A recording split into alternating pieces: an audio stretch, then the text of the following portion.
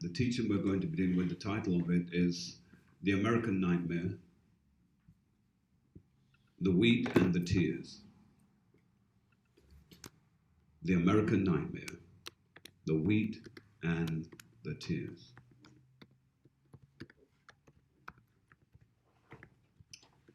Now, to begin this, we have to understand a couple of things. What is the American nightmare? Can anyone express to me your understanding? What is the American nightmare? The American nightmare.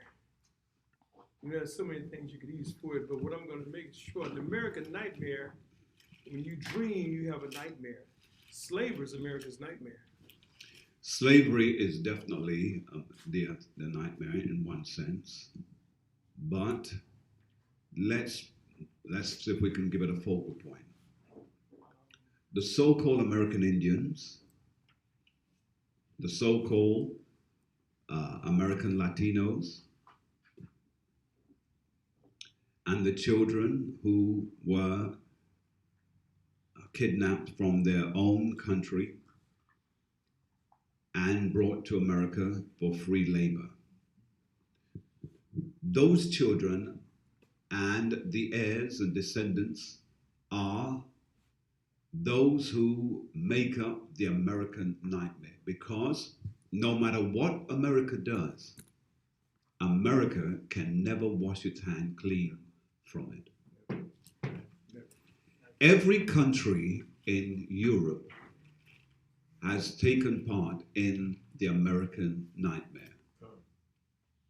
Now, many of them try to exonerate themselves by saying, we're not in America. But they did the same thing and have continued to do the same thing throughout the centuries. First of all, and please do make notes of this, when we understand the transatlantic slave trade and all the makeups of it, it actually affected two major kingdoms of Israel, the northern kingdom and the southern kingdom. The first part of that nightmare was when those from Europe came over to the Americas and started to enslave the northern kingdom. The northern kingdom are the people who left their country to come to the Americas to serve the Most High God. Let's go to 2nd Ezra, chapter 13. We're going to begin reading at verse 40. Now, you're all familiar with this by now because we've read it a number of times. But let's see how we can contextualize it just a little bit. In the book of 2nd Ezra, chapter 13 and verse 40, page 31. Those who are the 10 tribes, which were carried away prisoners out of their own land in the time of Osei, the king. Now, this happened date-wise 722 BC. 722 BC, before Common Era. Let's go. Whom Salmanasar, the king of Assyria, led away captive, and he carried them over the waters. And so came they into another land. Read. But they took this counsel among themselves, that they would leave the multitude of the heathen, and go forth into a further country, where never mankind dwelt, that they might there keep their statutes. Notice what it said. They saw an opportunity when they were in slavery that they could be free to a certain degree. Now remember, in captivity, when a major power takes you into their land and takes you deep into their land, most times the people that they have captured and brought to those lands do not leave because they have traveled so far and they don't have the means by which to get back. They haven't got the supplies, they haven't got the finances, and they don't have the skill in terms of the direction because they're in a foreign land. But here is the matter. But they came together under a common consensus and they were agreed.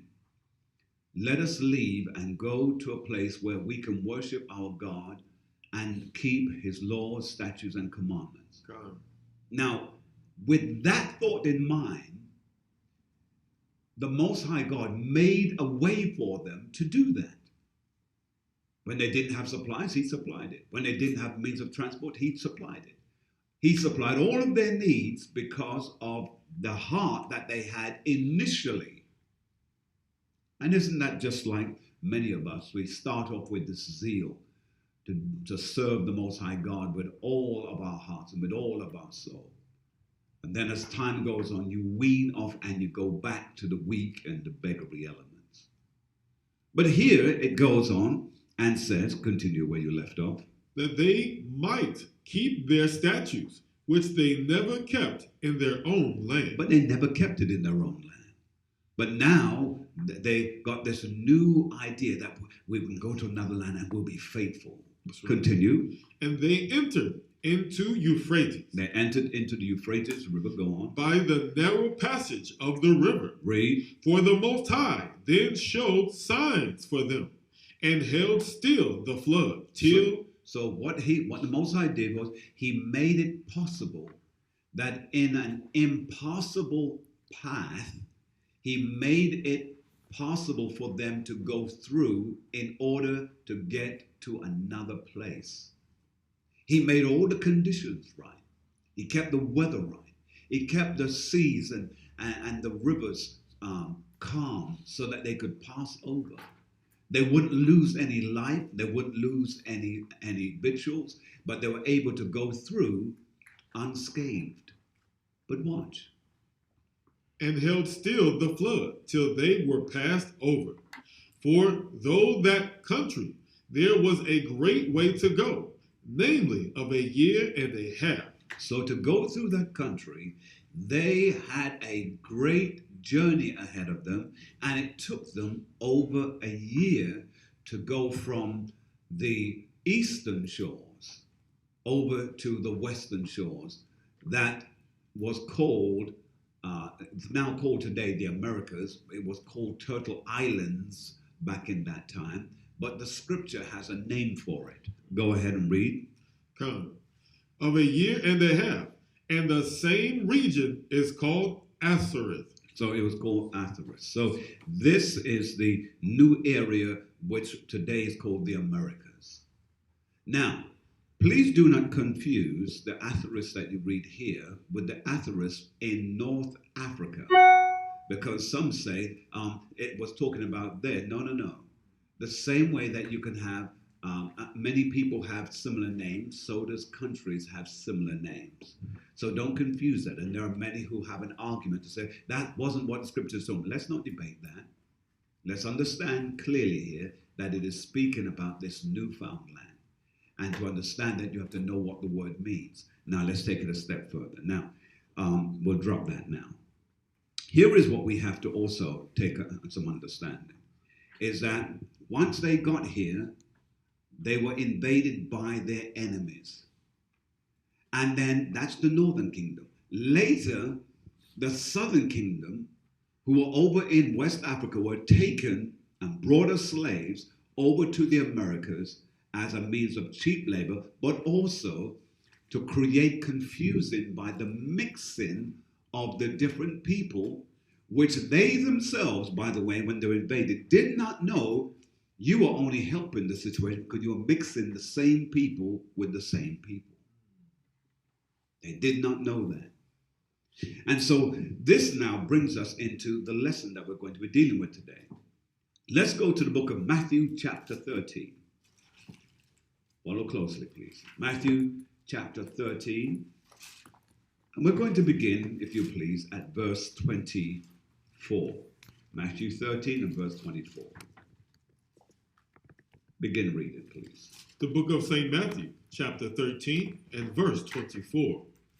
Another parable put he forth unto them, saying, The kingdom of heaven is likened unto a man which sowed good seed in his field. So it says, the kingdom of heaven, the kingdom of heaven, the place where one day we shall live and reign. He says here that it is like a man who sows good seed. God. And good seed where? In his field. In his field. Now let's make a note of this. For those of you that are familiar with this text, great. For those of you that are not, the field here it is speaking about is Israel.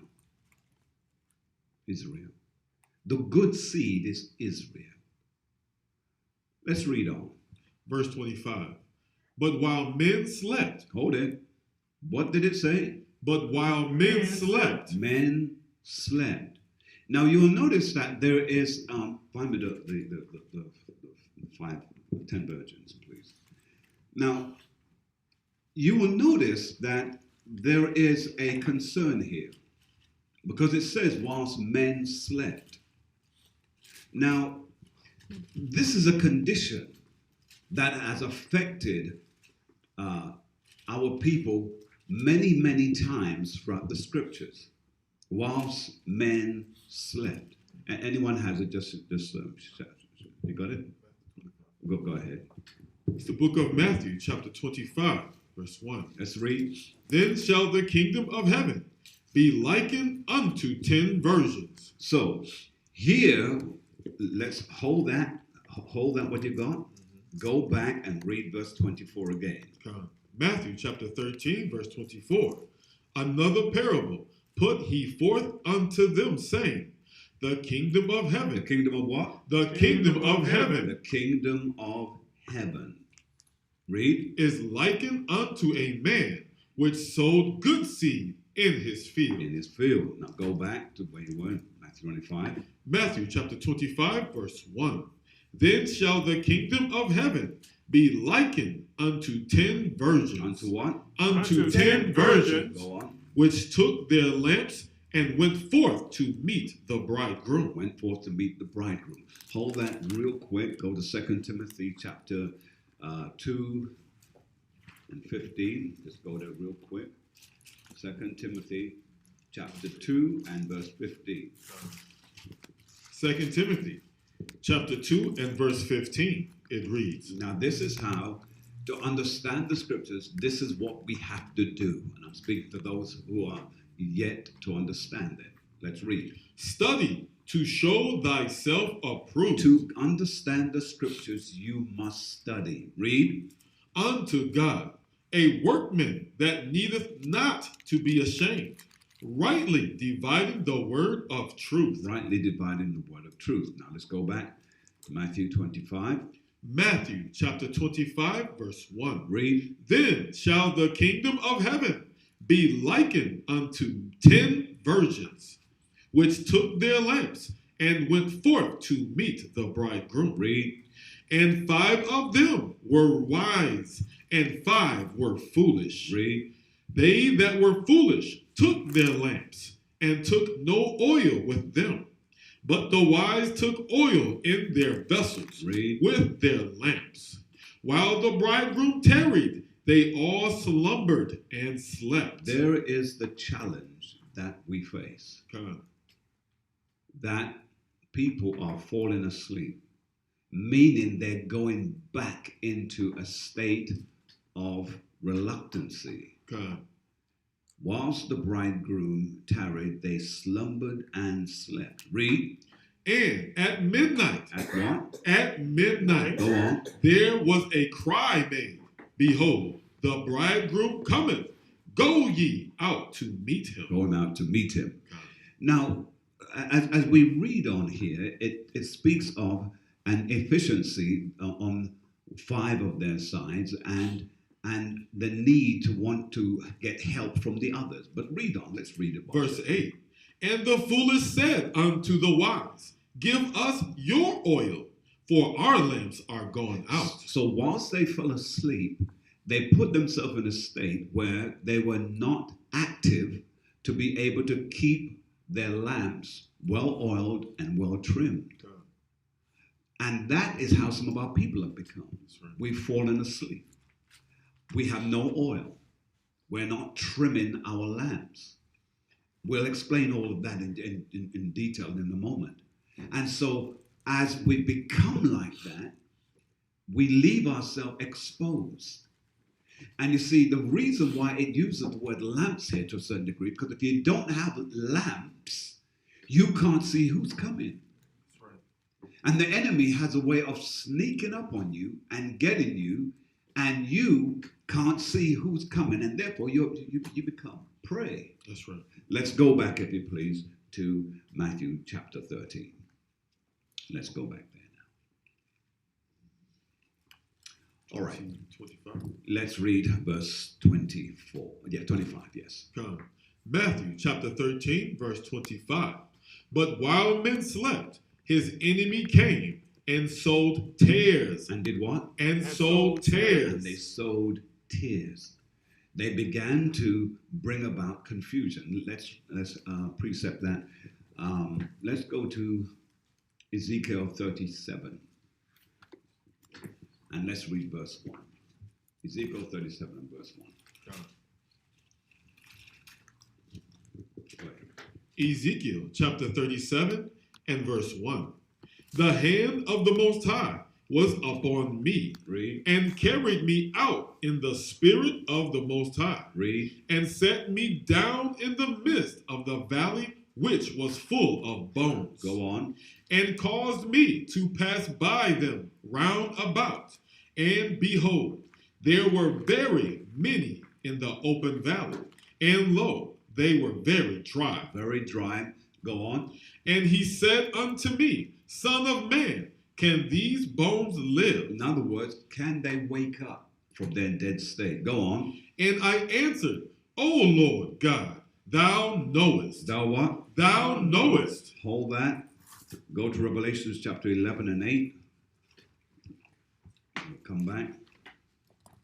Revelations chapter 11, and let's read verse 8. Go ahead, sir. Revelation chapter 11 and verse 8. And their dead bodies shall lie in the street of the great city, which spiritually is called Sodom and Egypt. So now you begin to see that it's telling you that the bodies that it's speaking about is Israel in their captivity, and they're dead. God. Now, this is symbolic. Dead meaning they've got no connection with who they are. They've lost the virtue of any understanding. They've lost their heritage. They've lost everything. And the people are walking around over them and around them, get that. People are walking around them like they are nothing. And that's what you're seeing today. That's right. So the nightmare is that you lost your home, you lost who you are, God. you have no heritage, no remembrance of your language. And as far as culture is concerned, you've taken on a whole nother culture and you call that culture you. And it's not you. That's right. Go ahead and read what you got. It's the book of Jeremiah, chapter 17 and verse 4. And thou, even thyself, shall discontinue from thine heritage. So it's telling you that you, even you, will discontinue. You had a heritage. You had something. But now you've discontinued from it because the best brainwashing has taken place with the Most High's people. Read, sir. That I gave thee, and I will cause thee to serve thine enemies. Hold it.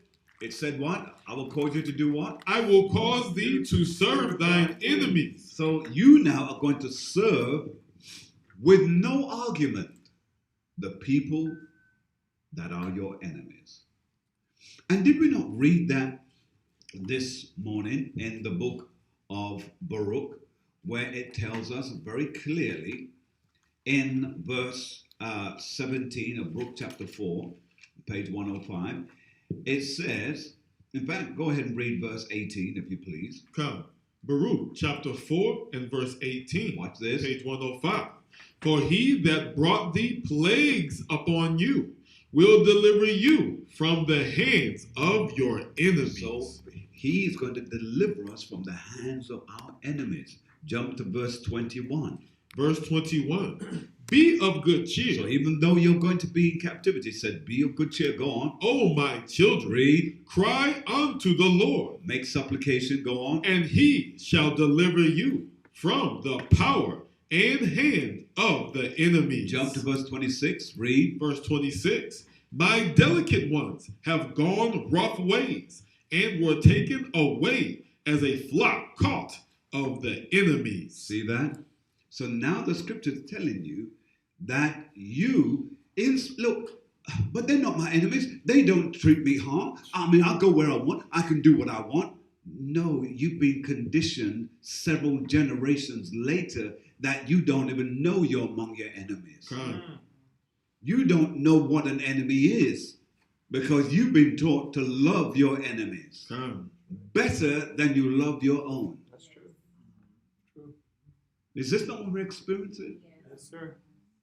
You're quick to drop on the sword for your enemy than you will for your own people. Mm. That's right. You're quick to call your own people the N-word, and you won't call your enemies anything. And have you noticed, and in case you think, oh, you're making this up, Pastor Tom, you're making it up. Have you not noticed, you'll talk loud about your own people derogatively, but then when you're talking about your enemy, you'll start to whisper. That shows you just how conditioned you are. Come. You're in your own house and you start speaking about the enemy, and what do you know they are? You're in your own house. That's right. Mm-hmm. That's how well conditioned we are. Go ahead and finish what you want. Jeremiah. Come. Jeremiah chapter 17 and verse 4. The latter clause. I will cause thee to serve thine enemies in the land which thou knowest not, for ye have kindled a fire in mine anger, which shall burn forever. Burn forever. And so now, back in Ezekiel 37, it tells us clearly there, and he said unto me, Son of man, can these bones live? Can these people live again? Is there any possibility that we can resuscitate them? Come. Is there any possibility that they can be the people that they once were? And then it goes on to say, read. Verse 4, Ezekiel chapter 37 and verse 4.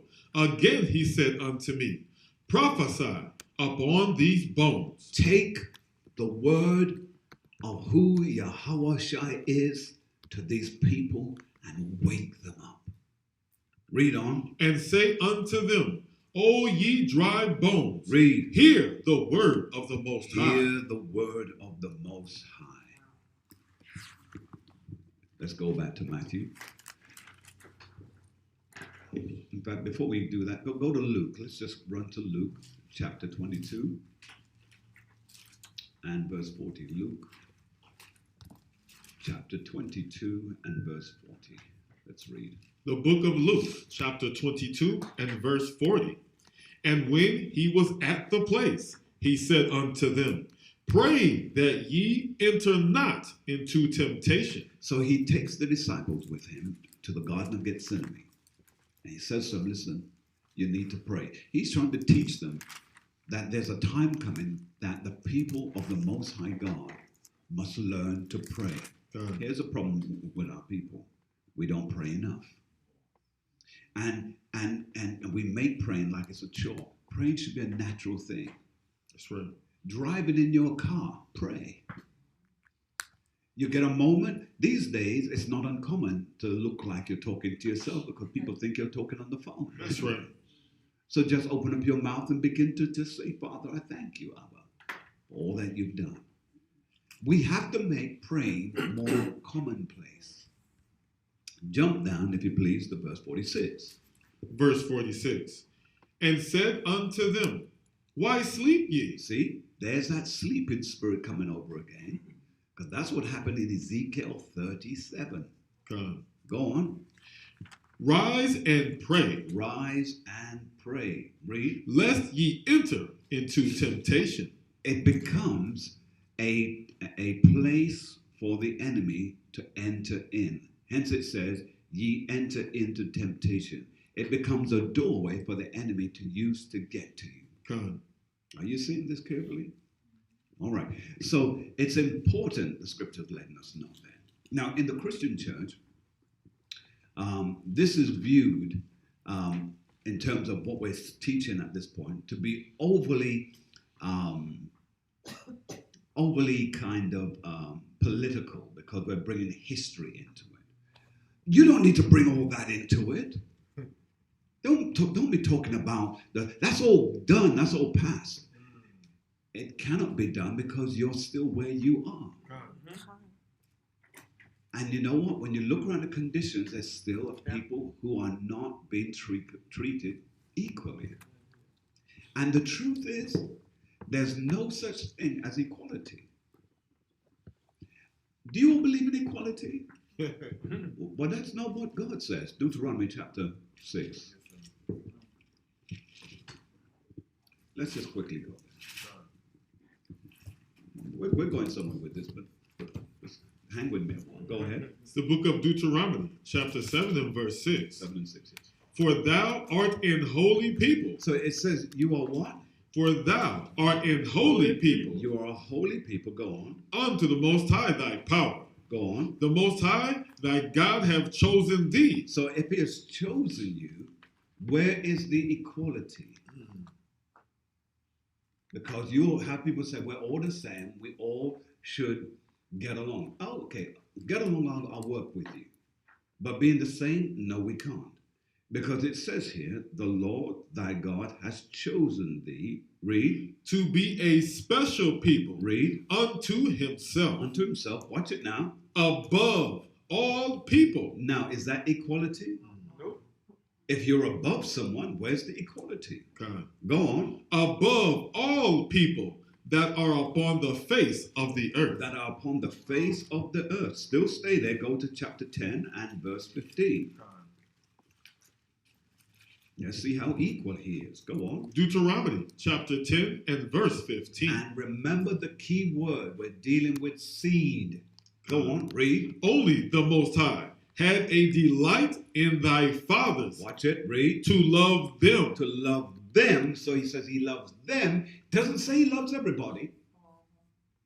Oh, but he does. In John 3:16, he says, God so loved the world. No, you're misunderstanding.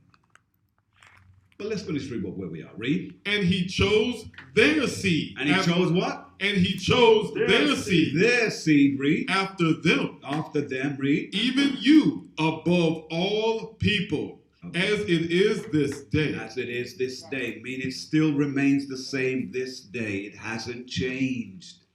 It hasn't changed. You're trying to change it because you're trying to bring other people in. He doesn't want other people in. Not according to this. And so, ladies and gentlemen, if we now go back, we must remember that the scriptures has been given to us in terms of, and it gives us a historical pattern of the life of his chosen people. Matthew 13 and let me just quickly look at this. Yeah, Matthew 13 and 26. Yes. Let's go back. All right, let's read. The book of Matthew, chapter 13 and verse 26. Read. But when the blade was sprung up and brought forth fruit, then appeared the tares also. Now, the word tears here, make a note in your scriptures. The word tears here refers to others. Others. Other nations, other people, etc. Okay? Hold where you are. Let's go to Psalms 83. Psalm 83. And let's begin reading, if you please, verse 2. The book of Psalms, chapter 83 and verse 2. Read.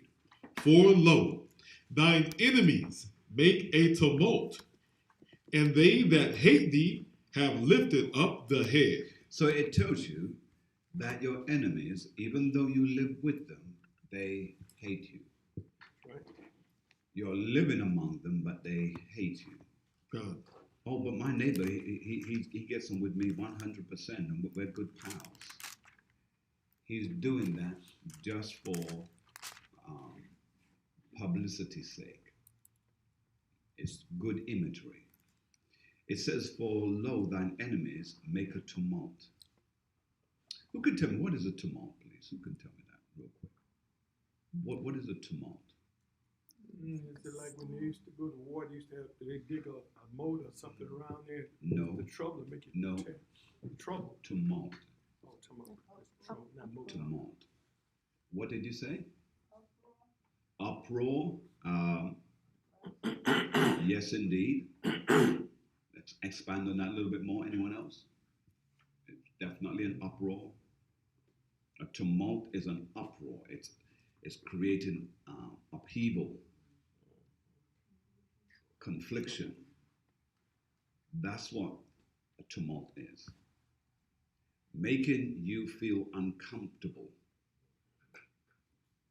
So it says your enemies are making an uproar. They're making you uncomfortable. What is an uproar? An uproar is seeing your brothers shot. An uproar is they go to prison for a traffic ticket and they die. Those are all uproars because it makes everyone feel uncomfortable because we know something in someone's agenda is going on here. All right, now let's jump down, if you please, to verse 6, because now we're going to see who is the head of all of this. We dealt with this last night. Go ahead. Psalms chapter 83, verse 6. The tabernacles of Edom. So Edom is at the top of the list. Now, who's the next individual groups of people who have us on their hit list? Go. And the Ishmaelites. Ishmaelites. The Arabs. They're the second lot of people who have treated us badly, going back to the sub-Saharan slave trade. And then, who comes next? Of Moab. Chinese. They're a mess. And then, who comes after that? And the Hagarenes. The Hagarenes, they are the Egyptians. Again, Hamites.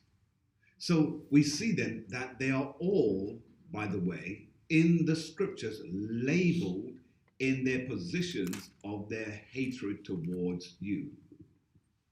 Edom hating you the most at the top.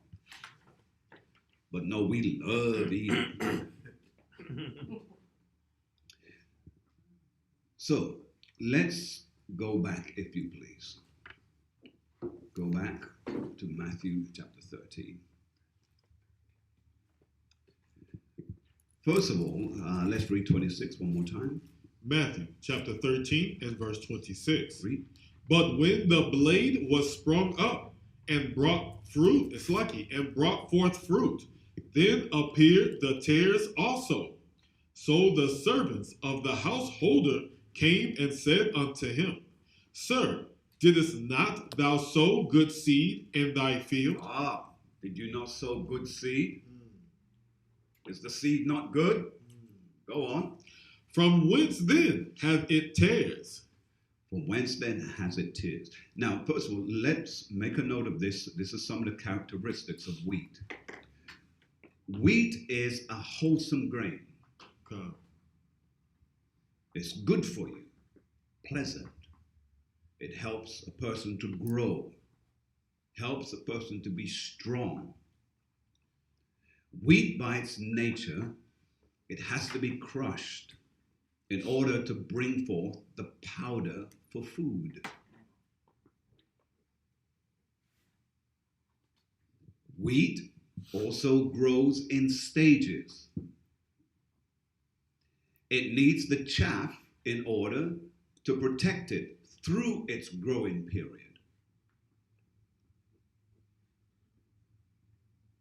It has a milky-like substance in the early formation of it, and as it ripens, it absorbs the sunlight.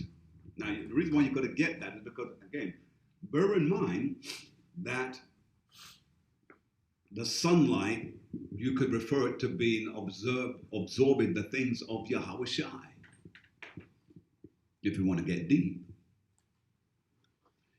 And as it absorbs more of the light of the sun, it matures. As you gain more of the knowledge of Yahweh Shai, you mature. You seen that? Wheat, by the way, as it grows upright, its head stays upright until it reaches the stage where it is ready to be picked. And when it's ready to be picked, the head of the wheat bows itself down humbly. So the wheat is telling you when it is ready, when it is mature. And that's why the Most High chose wheat to liken it to the children of Israel. That's right. Because you give life, you give substance. That's right. Everything that's in the wheat is you. Hold that tied in with Luke 22 for me, please, and 31. Luke 22 and 31. Let's read. The book of Luke, chapter 22, verse 31. And the Lord said, Simon, Simon, behold, Satan hath desired to have you, that he may sift you as wheat. As what? As wheat. Now, why would Yahweh make that statement God. if all what was just stated to you was not true? The enemy wants to crush you because of how you are made up. That's right. Barakatah Yahweh. But now, conversely, let's take a look at the characteristics of tears. Tears is dealing with the other nations. Tears is a degenerate kind of wheat.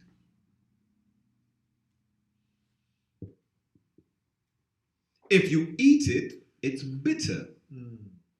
Unlike its predecessor, which is wheat, which is sweet. When it is fully ripened, it stands stiff. That's why when you see them both together, they're identical. God. The tears look just like the wheat. They stand upright. But how do you know the difference? Why? Just told you. The wheat will bow its head in readiness. God. The tear, on the other hand, won't bow its head. It's amazing that very plant life has an attitude. It will not bow its head. Let's pull some scripts to go with that. Deuteronomy 22 and 9. Deuteronomy 22 and 9. It's the book of Deuteronomy, chapter 22 and verse 9. Read, sir.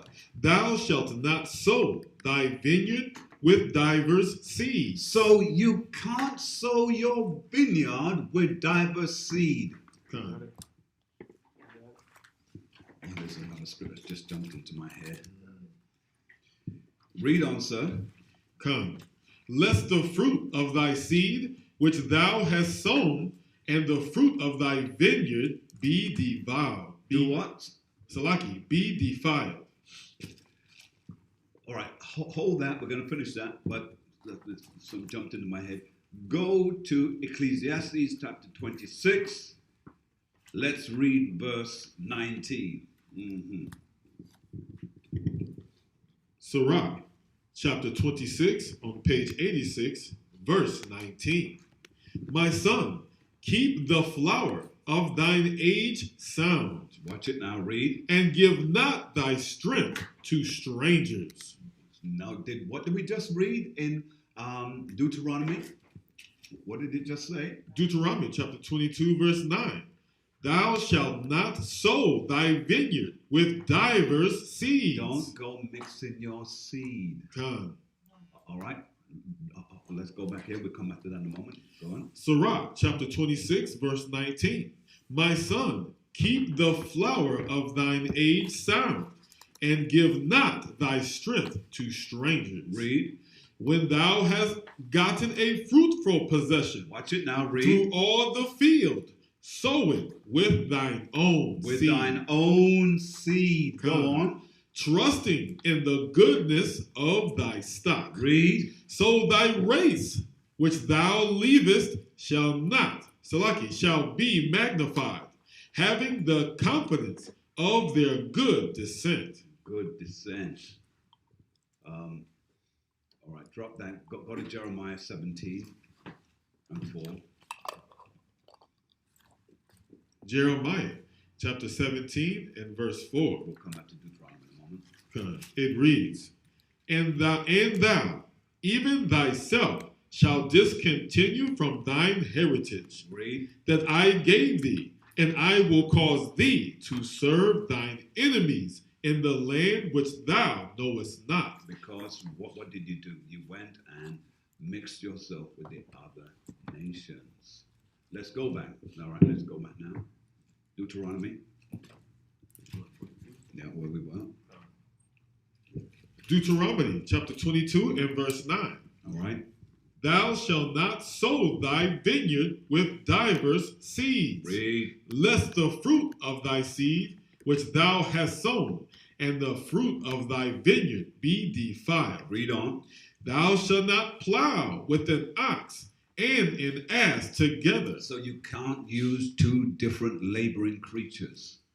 Can't use an ox. You cannot use an ass. Go on. Thou shalt not wear a garment of divers sorts, as of woolen or linen together. Notice you're not to wear different garments mixed up. You seen that? Go on. Thou shalt not, thou shalt make thee fringes upon the four quarters of thy vesture, wherewith thou coverest thyself. Right. That's speaking about tzitzits. All right.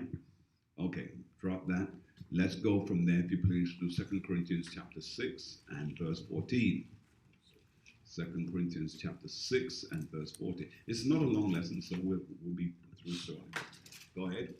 2 Corinthians chapter 6 and verse 14. Go on. Be ye not unequally yoked together with unbelievers. Read that again. Be ye not unequally yoked together with unbelievers. Go on. For what fellowship hath righteousness with unrighteousness? Read on. And what communion have light with darkness? So it's telling that you are light and others are darkness. Go on. And what concord have the Messiah, and what concord hath the Hamashiach with Belial? Or what part have he that believeth with an infidel? Go on. And what agreement hath the temple of God with idols? Read. For ye are the temple of the living God. You are the temple of the living God. Read on. As God hath said, I will dwell in them and walk in them, and I will be their God. Read. And they shall be my people. Read. Wherefore, come out from among them. Do what? Come out from among them. Read. And be ye separate, saith the Lord. Go on. And touch not the unclean thing. So they are unclean. The tears are unclean. Go on. And I will receive you. Read. And I will, and will be a father unto you. Read. And ye shall be my sons and daughters. Sons and daughters. Read. Saith the Most High Almighty. Says the Most High. Now, that should make it abundantly clear there, right?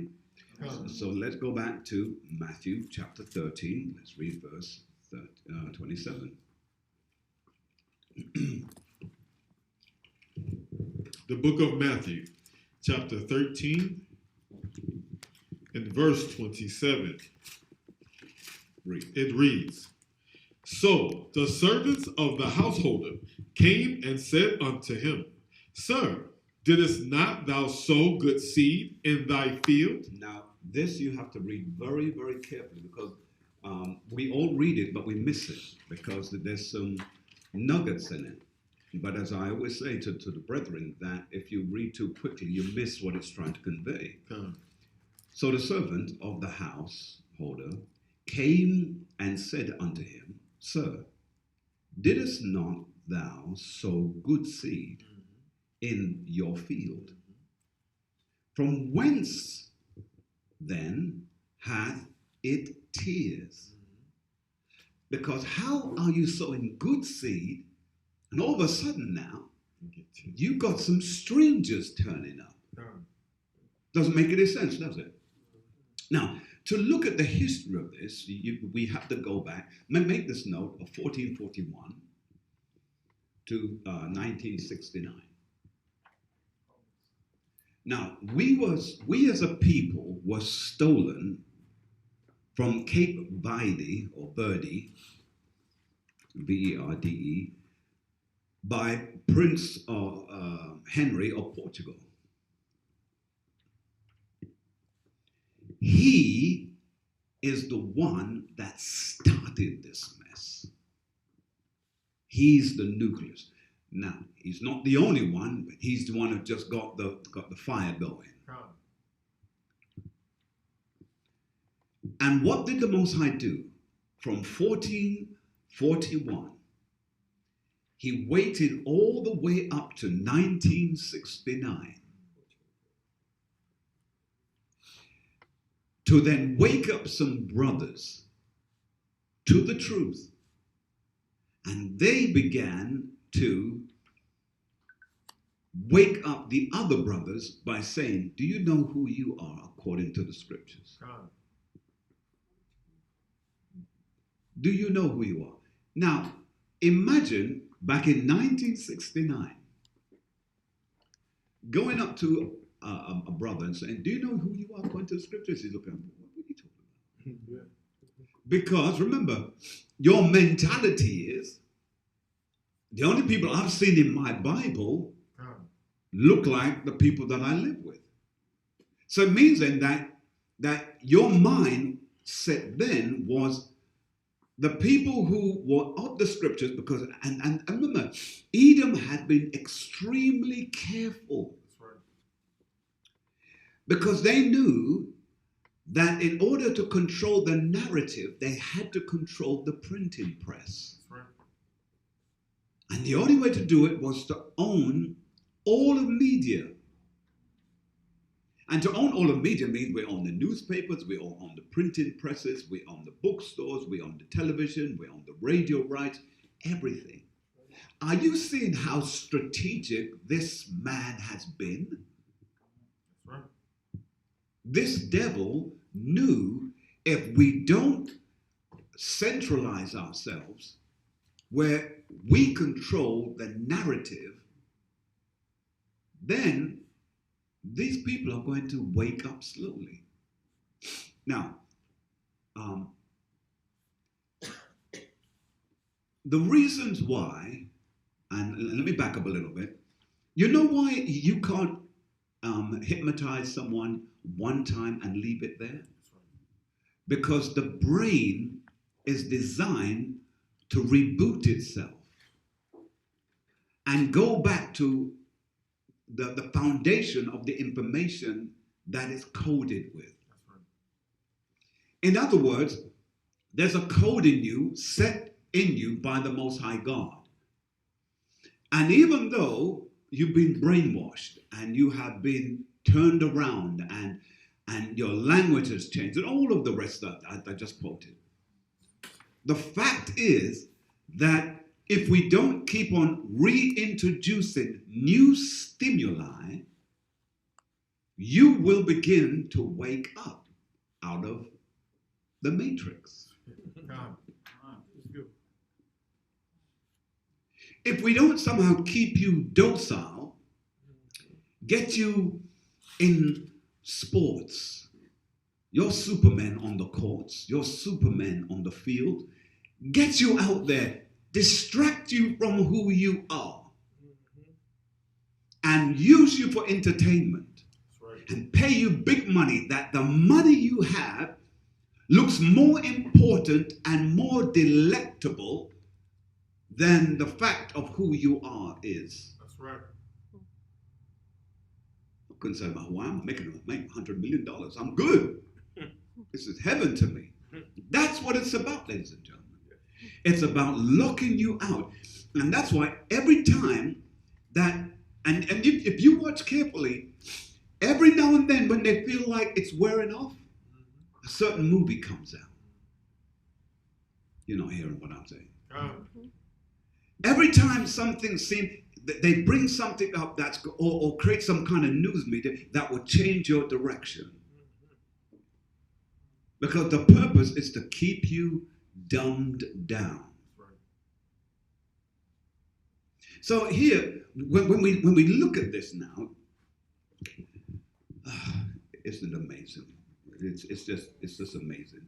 And go to Ecclesiastes chapter 1, because I think we need to prove the point even the more. Ecclesiastes chapter 1, and begin reading for me from verse 11. God. It's the book of Ecclesiastes, chapter 1 and verse 11. There is no remembrance of former things, neither shall there be any remembrance of things that are to come. So he's telling you here that your mind is going to be locked out of remembering. Go on. With those that shall come after. Which those shall come after you. Isn't that amazing? Jump down to verse 15. God. Verse 15. That which is crooked cannot be made straight. So once a thing has been broken or made crooked, the only person who has the power to bring you back from the crookedness that you're now in is the one who put you in that thing in the first place. That's right. Well, read for me, sir. And that which is wanting cannot be numbered. Cannot be numbered. Jump to chapter 7 and verse 13.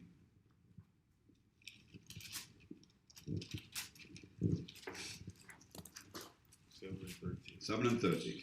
Ecclesiastes chapter 7 and verse 13. Consider the work of God, for who can make that straight? So you have to consider the work of the Most High God, because he's the one who's made all things. And then he says what? Who can make that straight? Read. Which he have made crooked. Which he has made crooked. Which he has made crooked. Go to Jude for me. Just run to Jude real quick. I think it's what I want. Jude. And verse 5. We're just going to read the first clause. The book of Jude, verse 5. I will therefore put you in remembrance. So he's going to bring you back into remembrance. So no matter how they try to dumb you down and lock your memory out, he says, I'm going to put you in remembrance. And watch what he goes on to say, just the first clause, go on. Though ye once knew this. Though you once knew this. You once knew it. You once knew this.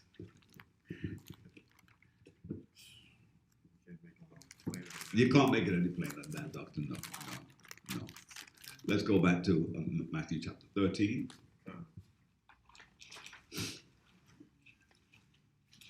Now watch this now. It's the book of Matthew, chapter 13, Verse 27. Thank you, sir. and verse 27. So the servants of the householder came and said unto him, Sir, didst not thou sow good seed in thy field? From whence then have it tares? So this now is dealing with the servants who have now, who are asleep, and refers to a dead state. Now, Go to Matthew chapter 7 and 21 for me, real quick. Because this is really a double entendre when we read that, but go ahead and read. It's the book of Matthew, chapter 7 and verse 27. And the rain descended, and the floods came, and the winds blew. And the wind did what? And the winds blew, Go on. and beat upon that house, Go on. and it fell, and great was the fall of it. Go on. And it came to pass, when Yahushua had ended these sayings, the people were astonished at his doctrine. Let's notice. Yahweh's doctrine is different from all the doctrine that you've heard from all these so-called pastors who are saying what they're saying.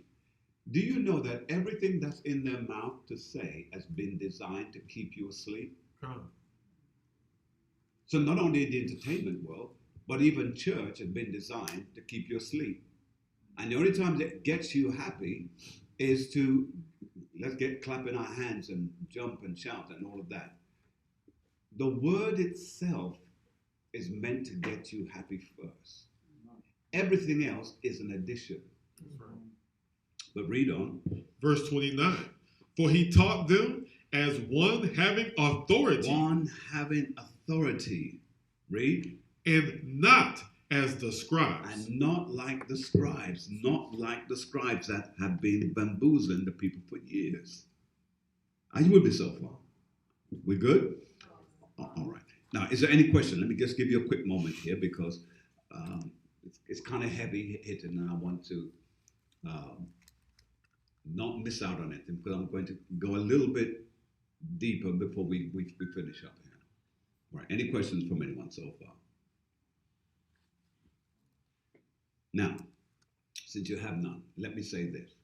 Remember what I said to you before in the beginning, that the tears and the wheat, they look alike, right? Yeah. So if the tears and the wheat look alike, and the only way you know the difference is that when they reach maturity, one hangs its head, right? Now, you've got to recognize this as well, that there are many people who are going to be in this truth, who are going to be tears. Oh, see, that kind of hit you a little bit. Because not everyone who comes into this truth is going to be wheat.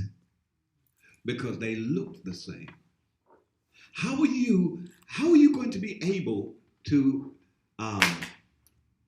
know the difference between those who are Negro, Jake, and those who are Negro, Edom? How are you going to know the difference? You can't know the difference. So it means then that the Most High is one who's going to have to do the what? Separation. The separating in that time. All right. Let's go a little bit further. Can we, please? Let's read 27 again, then we'll move forward. Matthew chapter 13, verse 27. Read. So the servants of the householder came and said unto him, Sir, didst not thou sow good seed in thy field? Good. From whence then have it tares? He said unto them, An enemy have done this. And that's the nations. The enemy is the nations. Go on. The servant said unto him, Wilt thou then that we go and gather them up? But he said, Nay, lest while ye gather up the tares, ye root up also the wheat with them. You see why you can't separate.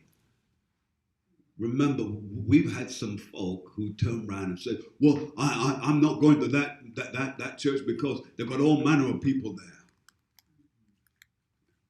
Not understanding you don't have the power to do it. We just read in Ecclesiastes, who can make straight that which the Most High has made crooked? Only he has the power to straighten things out. Come on. Let's read. Verse 30. Let both grow together. Hold it. Read that again. Let both grow together. Read. Until the harvest. Until the harvest. Now the harvest, make a note of this because you'll miss it. The harvest that is speaking about here is the end of the world. That's right. The harvest is the end of the world. Now, over in the UK, I can't use here because unfortunately, people over here who happen to be Negroid and look white, they hide it. They don't want nobody to know. But over in the UK, there are guys who walk about who look like Edom, but they're Negro, and they'll tell you, "No, I'm not white." Now you're looking at them, you see the blue eyes, and you say, "No, don't tell me that." No, I'm not, and they'll tell you. They'll tell you, "I am a black man," and that looks odd. And I hope one of these days you experience that. It's an odd thing, but we can't make the differentiation by looks. We've got to get out of that mentality. Because looks alone is not going to be enough for you to know the difference between who is and who isn't. That's right. Are we clear on that, ladies and gentlemen? Yeah. Because there are some people who will come, they will look like the other nations, but in fact, they are 100% Negro because they are of their father. Go to Numbers chapter 1 and 18. Let's go there, please. It's the book of Numbers, chapter 1 and verse 18. Read. And they assembled all the congregation together on the first day of the second month, and they declared their pedigrees after their families. After their families, by the house of their father. See, it's done by the house of your father, not by the mother. That's why those who are over in Jerusalem now, calling themselves Jews, they go by the system of the mother, not the father. And that's done because mothers don't have seeds. Only men have seed. And you just read it here according to the scripture. It was their pedigree of their father's family. Now, to drive the nail home on that, go to Ezra chapter 2 and 59. Now, that's a precept. You need to hold that one in there tight because that's that's Ezra as opposed to Esdras. It's the book of Ezra, chapter 2 and verse 59. Go on. And these were they which went up to Tel-Melaki. And these were they which went up from Tel-Melah, Tel-Harsha, Cherub, Adon, and Immer. But they could not show their father's house. Hold it. They could what? But they could not show their father's house. They could not show their father's house. They could not do it. Go on. And their seed, whether they were of Israel. Whether they were of Israel. You see that? So it shows that proves that it has to be of the father's house. Come. That's making sense to you so far? All right. Let's get back to Matthew. Let's read the book of Matthew, chapter 13, verse 31, verse 30. Let both grow together until the harvest. And in the time of harvest, I will say to the reapers, gather ye together first the tares. First the tares. Watch this now, go on. And bind them in bundles. And do what? And bind them in bundles. Bind them in bundles, go on. To burn them. To what? To burn them. To burn them. That's what's going to happen to the tares in that day. They're going to be put together, tied up. And by the way, in case anyone's having a problem with this is happening in the kingdom. So remember, all that you've been taught, this celestial view of everyone floating around, that's not going to be the case. Because there will be order here. And Yahweh shall say, bind them up, take them to that fire pit and drop them in there. Go on. But gather the wheat into my barn. Gather the wheat into my barn. They're the ones that's going to be in the kingdom. That's right. Go on. Come on. All right. Let's go to Revelation chapter 14 and 13. Revelations chapter 14 and 13. Let's read. The book of Revelation, chapter 14 and verse 13. Read. And I heard a voice from heaven saying unto me, Read. Right blessed are the dead, which die in the Lord, from henceforth, yea, saith the Spirit, that they may rest from their labors, Read. and their works do follow them. Read. And I looked, and behold, a white cloud, and upon the cloud one sat like unto the Son of Man, having on his head a golden crown, and in his hand a sharp sickle. That's the fathership. Go on. And another angel came out of the temple. Came out of the temple, showing you that there is a temple in heaven as there is a temple on earth. That's why when we pray the prayer, as it is in heaven, so it is on the earth. Follow? Go on.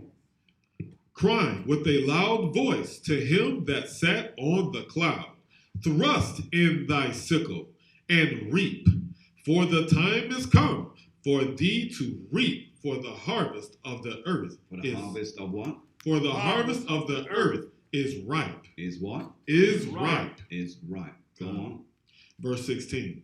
And he that sat on the cloud thrust in the sickle on the earth, and the earth was reaped. Now this is Michael. Go on. And another angel came out of the temple, which is in heaven, he also having a sharp sickle. Go on. And another angel came out from the altar, which had power over fire, and cried with a loud cry to him that had the sharp sickle, saying, Thrust in thy sharp sickle, and gather the clusters of the vine of the earth, for her grapes are fully ripe. Go on. And the angel thrust in his sickle unto the earth, and gathered the vine of the earth, and cast it into the great winepress Go on. of the wrath of God. And the winepress was trodden without the city. No, but by the way, that's the other nations that are going to go through that. Go on. And blood came out of the winepress, even unto the horse bridles, by the space of 1,600 furlongs. Now, that 1,600 furlongs, you'll read it in the scriptures many different times, and people like to equate that to the height and breadth and length of the different areas and so on. But here it is. This is dealing primarily with the 2/3, because it's really counting out the length of the city, and 2/3 of that city is going to be destroyed, meaning a type of the 2/3 of Israel to be destroyed. Khan? Let's give you a precept to go with it. I may not have time to go into it because I want to finish up in a moment. Joel chapter 3 and 12.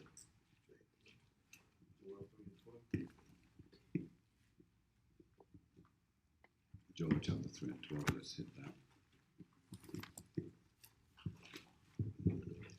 The book of Joel, chapter 3 and verse 12. Let the heathen be awakened. Let what? Let the heathen be awakened. Go on. And come up to the valley of Jehoshaphat. Read. For there will I sit to judge all the heathen round about. Go on. Put ye in the sickle, for the harvest is ripe. You see the correlation between the two? Okay. Let's read just a little bit more. Come, get you down, for the press is full. The fats overflow, for the wickedness is great. For the wickedness is great. Go on. Verse 14. Multitudes, multitudes in the valley of decision. For the day of the Most High is near in the valley of decision. Valley of decision. All right, let's go back. When you're through. Matthew chapter 13. Come. Let's for time first jump to 36. Come. Matthew chapter 13 and verse 36. Read. Then Yahushua sent the multitude away and went into the house, and his disciples came unto him, saying, Declare unto us the parable of the tares of the field. Read. He answered and said unto them. Now, this is where you've read it before and you've missed it. So, we're going to read it real slow and see if you get it. Read. He answered and said unto them, He that soweth the good seed is the Son of Man. Stop. What does it mean? We've been dealing with it all the way through up to this point. What does it mean? If you stay within your Don't guess it. So, what does it mean? Read it again, officer. The book of Matthew, chapter 13 and verse 37. He answered and said unto them, He that soweth the good seed is the Son of Man. So, he that soweth the good seed is the Son of Man. Mhm. Is the Son of Man. He that sows the seed is the Son of Man. He that sows the seed is the Son of Man. Now, all right, look at it like this, Dusterous. Two ways you can only see this. Only two. When you speak about sowing a seed, what are the two ways? Dusterous, tell me. Quick. Yes, how? In the ground. One in the ground, that's one. What's the other? Quick. All right, go ahead, Wendell. In the womb. In the womb. Yeah, man, you won't. There's the only two ways. Gone? Con. So if that's the only two ways, read it again. Verse Matthew 37. chapter 13 and verse 37. He answered and said unto them, He that soweth good seed is the Son of Man. So, what is it referring to? Israel. It is indirectly, but what is it referring to? It's clear. He. Let's say again. Yes, Yahushua. Yahushua what? Sowing the seed. How? Giving the word only to us. Huh? What did you say? In the womb. How did he do it though? No. I thought I was going to jump up the seat and have a ticker tape parade. I thought you were going to hit it for me. So, the field is Israel, though. huh? The field is Israel.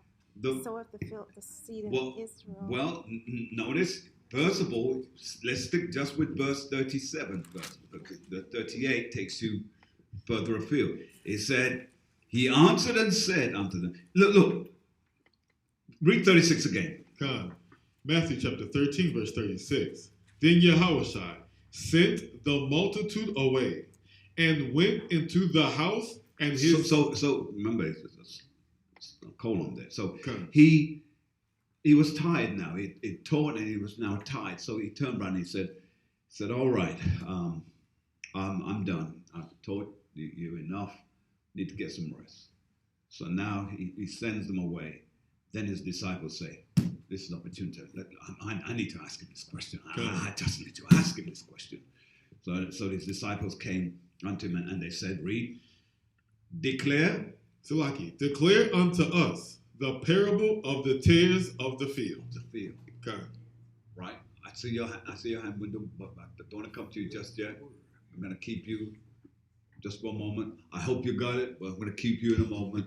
So then he says, He read, answered and said unto he them, answered and said unto them, He that soweth the good seed So he said, he that soweth the good seed is the Son of is Man. the Son of Man. So here he's speaking of himself. Cool. Yes. So how did he sow good seed? Word. Huh? No, you said Adam? The word. Through Jacob. Not the word, doctor. No. So you're good, but you're not good. You see what I'm saying? You're good, but you're not good. And I'm glad you're talking it out, because that's how you get it. Keeping it in, it don't work that way. It doesn't. It's like when I'm working out a mathematical problem, I've got to keep on writing it out to see what did I work it out, to see where I'm coming from, and then backtrack. All right. So, yes, sir. When he was Isaac. When he was what? Isaac. Well done. Well done. That's deep. Because here, read it again. Come, Matthew chapter 13, verse 37. And he answered and said unto them, he that soweth the good seed is the Son of Man. So when he was Isaac, he sowed the seed. Yeah, because he knew in his spirit who he was back then. Come. And who did he sow it to? Rebecca. I keep telling you, you mustn't talk without knowing what you're going to say. Go on, sir. See, remember, he said when he came and he met with Find the script. okay, back in Genesis. Yeah, back in Genesis. Find the script. Find the script. Because you see, I don't mind you telling me, but if you tell me and you can't back it up, it's pointless. So let's back it up. All right. Go ahead, sir. Genesis. No, I'm still trying to. I know where it is. I'm just taking a minute to get it. Let me get it for you. Come on.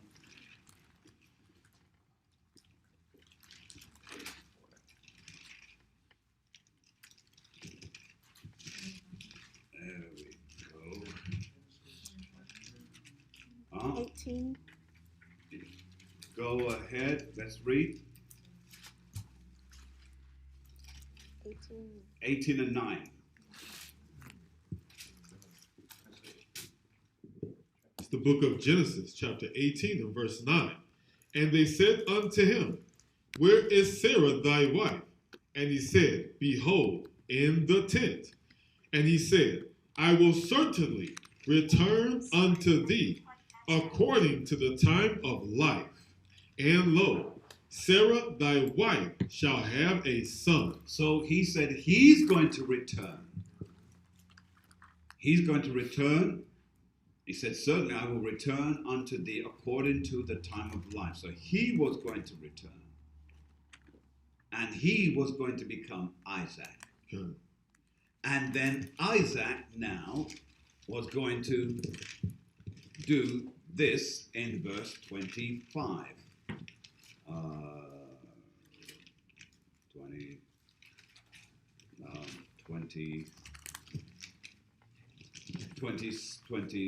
25 and verse 19. Genesis chapter 25, verse 19. And these are the generations of Isaac, Abraham's son. Abraham begot Isaac. And Isaac was 40 years old when he took Rebekah to wife, the daughter of Bethuel, the Syrian of Padan Aram, the sister to Laban, the Syrian. And Isaac entreated the Most High for his wife, because he was barren, and the Most High was entreated of him. And Rebekah, his wife, conceived. So his wife conceived.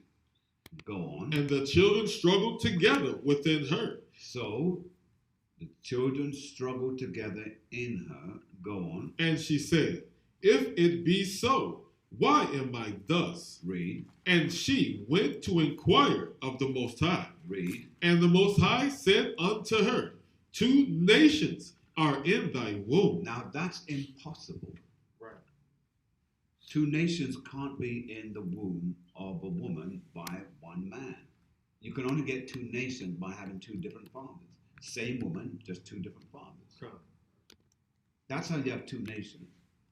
Because one woman, she has a baby for this man, and then another man comes and has baby for her. Those are 2 nations, 2 different men. Can't? But one man now, 2 different nations from one seed, it's impossible. And plus, by the way, they were identical twins. Some say they were paternal, but watch what it says. It says here, 2 nations are in thy womb, and 2 manner, meaning different, people shall be separated from thy bowels. Are you with me so far? So when we go back now to Matthew, so he said, this is what he says in verse 37. He said, and he answered and said unto them, He that soweth the good seed is the Son of Man. So he's saying that I did it when I was Isaac. See, that's heavy. I know it's heavy. It's flying over some people's head. Even some people online are going, what? But then when we read verse 38, watch what it says. Read. Matthew chapter 13, verse 38. Read. The field is the world. The field is the world. Go on. The good seed are the children of the kingdom. The children of the kingdom. But the tares are the children of the wicked one. The children of the wicked one. And that wicked one is Edom. Hence Esau. Come. You got that? Matthew chapter 8 and 11. Run there for me, please. Matthew chapter 8 and verse 11. Go ahead. And I say unto you, that many shall come from the east and west, and shall sit down with Abraham and Isaac and Jacob in the kingdom of heaven. But Go on. the children of the kingdom shall be cast out into utter darkness. Hold on, you read that a little bit wrong. Okay. Go back and read it again. Matthew chapter 8 and verse 12. But the children of the kingdom shall be cast out into utter darkness. Mm-hmm. There shall be weeping and gnashing of teeth. Come. All right. Make sense to you so far? All right. Let's go to Isaiah chapter 53 and verse 10.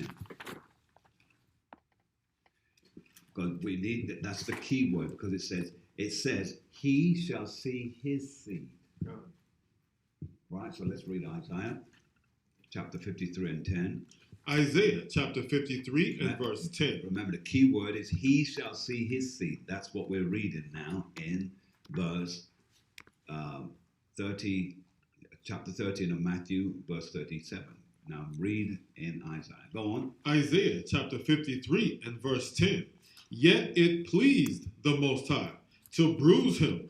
He hath put him to grief. When thou shalt make his soul an offering for sin, he shall see his seed. He shall prolong his days. See that? He shall see his seed. That's powerful right Come. there. You don't make a note of that, you're in trouble.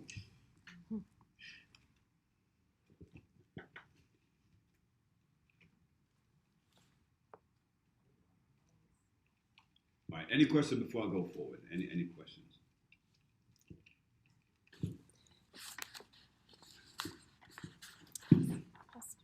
Go ahead. Would you go over that again from Matthew 13:37, Matthew 8:11, and Isaiah, please? I'm sorry, say again. Would you repeat those three? Do you mind going over those again? Which is that? Matthew 13:37, 13:37. 8 and 11, and then 53:10. Right, so Matthew 13:37, and then you wanted what else? Matthew 8 and 11. Okay, let's go back to Matthew 13 and 37 first. Let's read it. The book of Matthew, chapter 13 and verse 37. He answered and said unto them, He that soweth the good seed is the Son of Man. So the good seed had to come from the loins of Isaac. Isaac was indeed one of the regenerated figures that Yahushua came in, because remember, he was also the lamb that was going to be slain by his father as a sacrifice. Isaac, who was going to be slain as a lamb now, was the one that was the chosen of the Most High God. He was the promise. That's why when you read later on where Isaac has the two children, which was Jacob and Esau, Isaac has it, right? In that, you have to tie that into Romans chapter 9 and read verse 4, because it shows you that all these promises that's in that verse 4 is pursuant only to the good seed, and the good seed is Israel. Go ahead and read it, sir. It's the book of Romans, chapter 9 and verse 4. Read. Who are Israelites? See, what Israelites? Go on. To whom pertaineth? Who what? To whom pertaineth? So that word pertaineth means to whom all these things belong to and are for. Go on. The adoption. The adoption. Go on. And the glory. Glory. Go on. And the covenants. Covenants, meaning all the laws. Go on. And the giving of the law. Given of the law was given to them, no one else. Go on. And the service of God. Service of God, meaning all of the positions like prophets and apostles and all of those things. It's only to the children of the promise, not to the other nations. So when you hear these other nations turn around and saying, oh, well, I'm a prophet, and I'm looking at you, and I know you're not of the bloodline. You're not. You're a false prophet. That's why the scripture speaks about false prophets. Go on. And the promises. And the promises. And they say, well, we're part of the promise because we are of Abraham's seed also. Yes, you are. But read what it says, verse 6. Go on. Romans chapter 9, verse 6. Not as though the word of God have taken none effect. Read. For they are not all Israel. See? Even though you have come from Abraham, you're still not Israel. Go on. Which are of Israel. Which are of Israel. Go on. Neither, because they are the seed of Abraham. And just because you're the seed of Abraham doesn't mean, go on. Are they all children?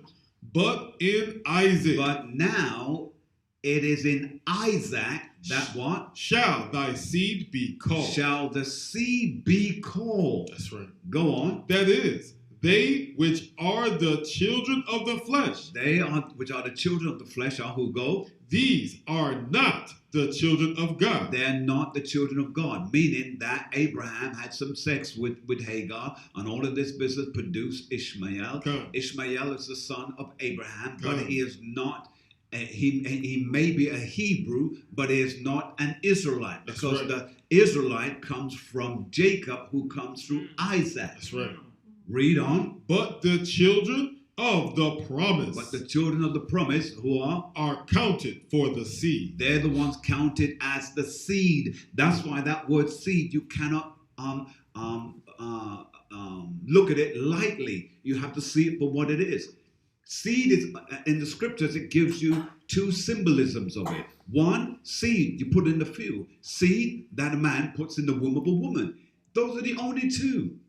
And if you only think that way, you'll be on the right track. Trying to get all spiritual, which is what some of the churches try to make you, you miss it. Because, and I'll go too far.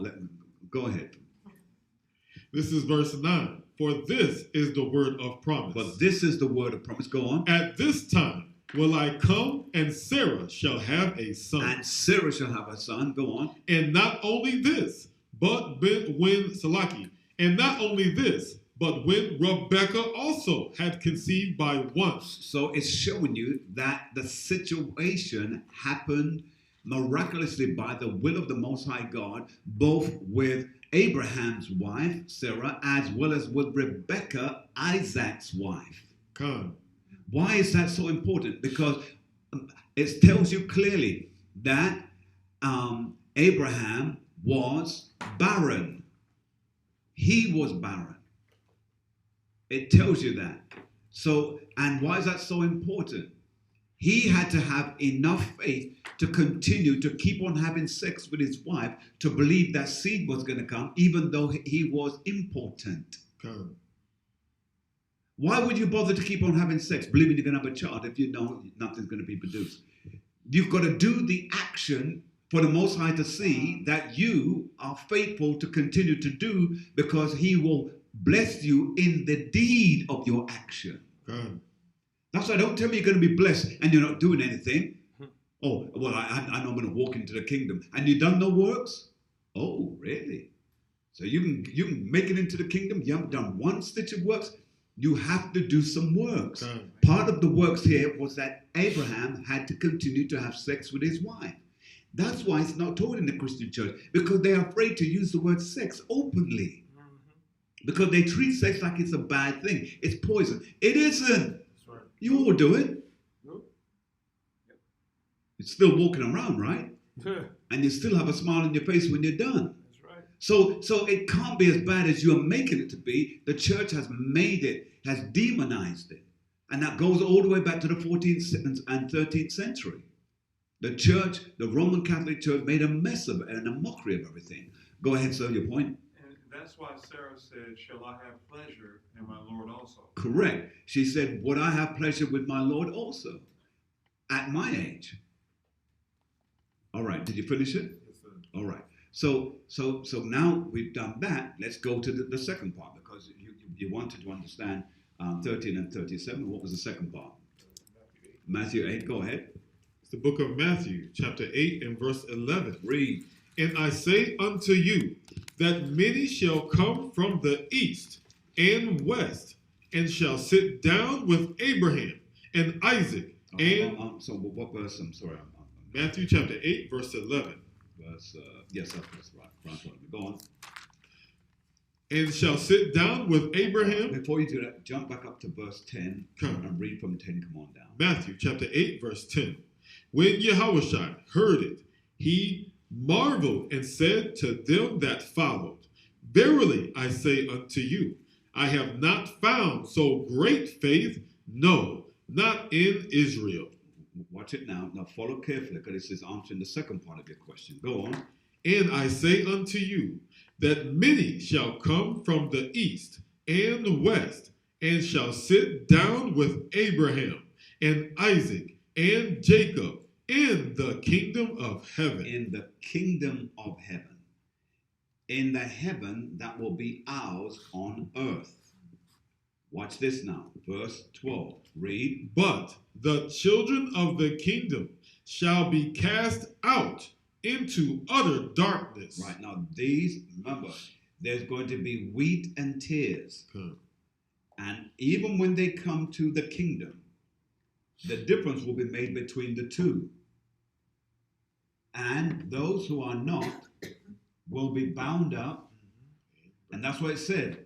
And this is where people miss it, because they think, oh, but it's in the kingdom. See? And they try to make it that in the kingdom people are going to be, anyway, those are ignorant individuals. But it said, but the children of the kingdom shall be cast out into outer darkness. There shall be weeping and gnashing of teeth. Now, how do we make sense of that? It's easy, because when you jump to Matthew chapter 13 and verse 38, watch what it says. Matthew chapter 13 and verse 38. The field is the world. The field is the world. Go on. The good seed are The what? the good seed are the children of the kingdom. The children of the kingdom. These are the children of the kingdom that is speaking about in Matthew chapter 8 and 11. Come. Now, how are they going to come? They're going because you see, all of them are going to come back. And it tells you who the ones are going to come back. It says Isaac, Abraham, Jacob. They're all going to come back. They're all going to be in the kingdom. Are you seeing that? They're all going to be there. And again, we all are going to be there if we hold fast and we continue in this truth. Because sadly, some of us won't, because we won't continue in the truth. Can't? All right. So that's really what that part's all about there. But what you are going to, and I hope that has answered to some degree, but it needs to, there's a couple more things that I would like to say, but really I don't want to say it because it'll take us into another area, and I don't really want to go there just yet. But now watch this. Here we are. In 38, right, let's read that again and then read that through to verse 39, please. Come. Matthew chapter 13, verse 38. The field is the world. The good seed are the children of the kingdom. So the children of the kingdom are the good seed. And those who are of the kingdom are going to be those who are of the elect. And the elect will bring back the 2/3. The elect will bring back the 2/3. Because all of our people are not going to just come back like that. Now, some of our people are going to be resurrected, and let me tell you why, Daniel, what we were last night. Some are going to come back to everlasting destruction. Most High will wake them up for them to be blown to smithereens. Because some of them thought that they escaped, you see. They thought, you got what? Yeah, do you want to start from the top? Verse 2. What you Daniel 12. Mm-hmm. Yeah, start from the top. Yes, sir. Come. It's the book of Daniel, chapter 12 and verse 1. At that time shall Mishael stand up, and great prince which standeth for the children of thy people. And there shall be a time of trouble. Time of trouble, which is, we're heading that way, go on. Such as never was since there was a nation, even to that same time. Read. And at that time thy people shall be delivered, every one that shall be found written in the book. Written in the book of life, meaning those that were part of the elect. Go on. And many of them that sleep in the dust of the earth shall awake. Now it's showing you that there are some who were sleeping in the grave are going to be woken up because they thought they escaped it.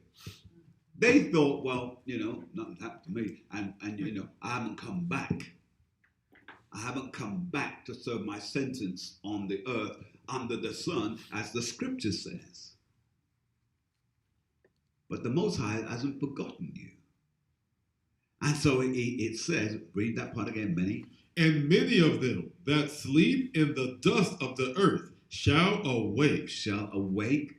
Watch it, go on. Some to everlasting life. Now it says, some to everlasting life. There are those who are going to wake up and they'll have their new bodies and they will be ready to be with the Most High. They will wake up and go with him into the chariots. Go on. And some to shame. And some to shame, meaning they are going to be destroyed. Because when they wake up and they think everything's going to be cool, now all of a sudden they're seeing nuclear missiles blowing up all around them. And then they're going to be destroyed because the scripture says that they will be destroyed whilst their tongue and their eyes is still in their head. They will be consumed. Yes. Why is that so important? Because you thought you escaped it, but you're going to feel it in the worst way. You cannot fool with the Most High. You cannot fool with him. The everlasting God doesn't forget anything. Scripture says he doesn't forget your labor of love. If he doesn't forget your labor of love, do you think he's going to forget your evil? No. See that? All right. Did you finish it? And everlasting contempt. Everlasting contempt. And those individuals, once they've been destroyed, will they make it into the kingdom? Yes. How are they going to make it into the kingdom? They're going to be born through the 144 and the elect.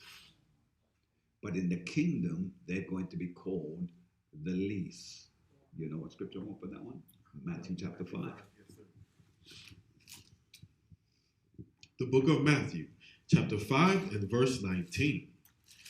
Whosoever, therefore, shall break one of these least commandments and shall teach men so. Now remember, you teach by your actions.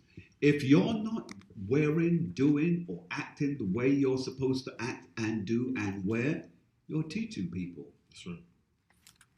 If I don't wear a beard, I'm teaching you that's all right not to have a beard when it's not. That's right.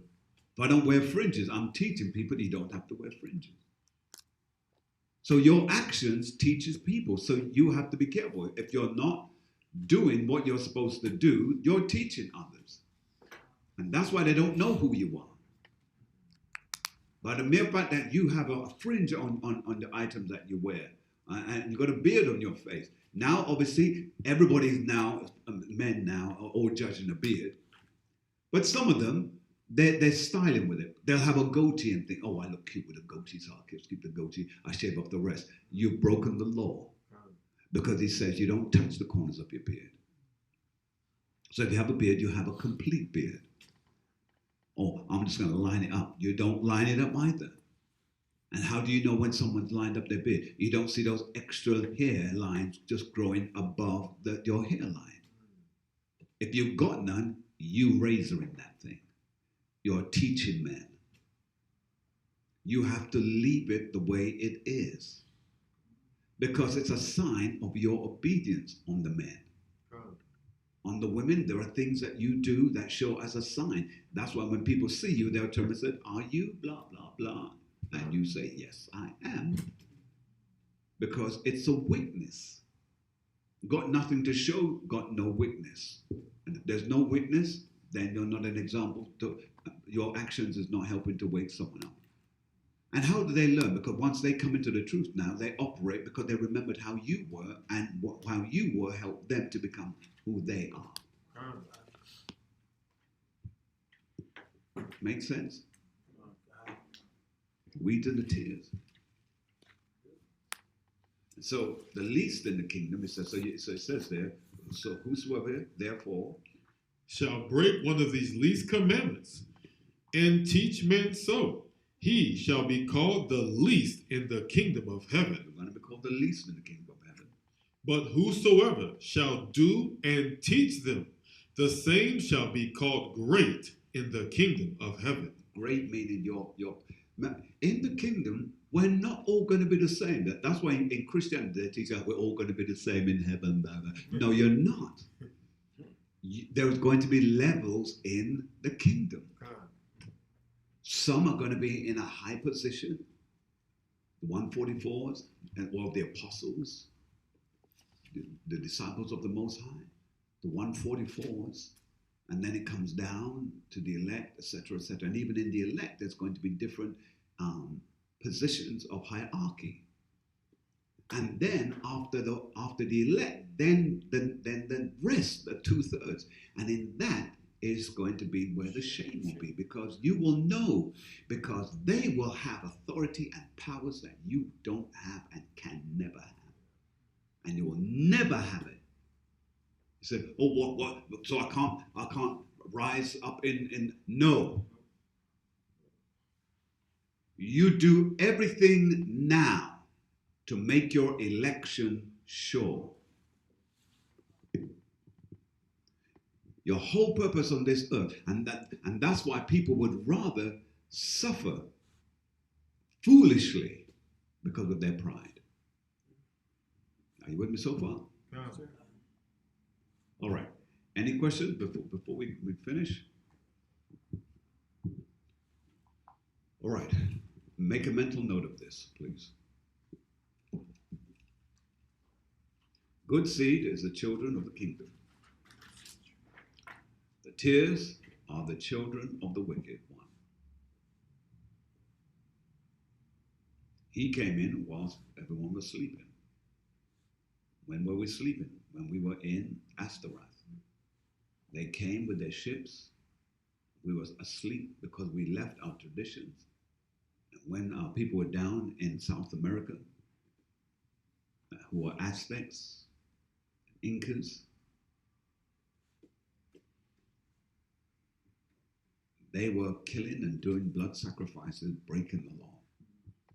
In sleep. We were in a sleep state, so to speak. They came in and killed us, enslaved us, chained us, and kept us in that state until we lost our way completely. Remember, we lost our way before, but we lost our way even further through our enemies. So whilst we slept, we became destitute, and they took advantage of us. Next point, the enemy is the devil, and the devil is Edom. It is Edom. That's what the Bible says. Read the book of Revelations. Revelations chapter 2 and 9 and 3 and 9. The conquering of the Americas was done by the enemy. The transatlantic slave was done by the enemy. The rape, robbery, and pillaging of our men and women. Because remember, they didn't just rape the men, the women, they raped the men too. They are naturally homosexual. They have a natural homosexual tendency. They put that spirit on us. And that's why generations later, our men have homosexual tendency. You'll see a big, strong looking, burly black man, and then he opens up his mouth, he sounds like a girl. You'll see him with a beard and everything. You wait till we get our screen up, and I'll show you some pictures of some men. I mean, they look manly, man. And then when you drop from the head down, you see them wearing tank tops and all manner of stuff that I don't even want to talk about. Strange appearance. Yeah, can't. I get real disappointed when I see men act like women. Because, anyway, finally, this is what you have to do. Now, and for those of you that have a problem saying, well, which nation is the devil? When we call Edom the devil, we are calling them according to their own books. If you go online and you download or you get the word lexicon, which is like a dictionary, lexicon, Lexicon, and you type in the word devil, it tells you who the devil is. It tells you, it doesn't say that the devil's a spiritual thing, it tells you the devil is a man.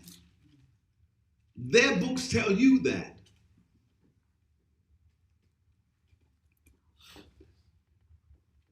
And in fact, it says the word devil is a metaphor for a man. So when we call Esau the devil, we're calling him the devil because that's what their own books say, and that's what it is according to the scriptures. Now, I hope many of you online have been patient enough to come through this teaching. I hope it's been a blessing to you. I know it's been a little bit heavy. Had some very heavy parts in it, but I hope that you will go back over the teaching and continue to rework that teaching, that word in your mind, in your head. Scripture says we open with it, study to show thyself approved. Workman need not be ashamed. Rightly, there is a right and there is a wrong way. So it says rightly dividing the word of truth. I'm going to encourage all of you who listen to this teaching, if you do like what you've heard today on this channel, please do like us, subscribe, and I dare you, I double dog dare you. Why don't you tell your friends and your neighbors and those that you work with about this type of teaching, and repost it. I'm going to dare you to help us reach 10,000 viewership. 10,000. 10,000 viewership.